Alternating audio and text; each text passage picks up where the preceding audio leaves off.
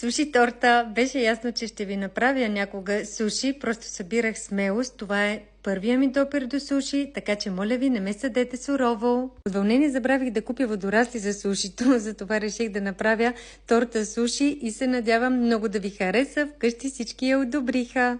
И така първо си подготвих ориза, който си е специален за суши, като следвах инструкциите на кутията. След като ориза се свари, го залях с малко захар, сол и оцет.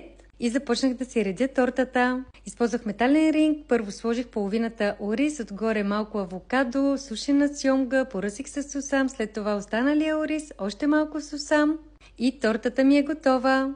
Цялата торта е 560 калории, аз разделих на 4 парчета, за да може всеки вкъщи да я опита.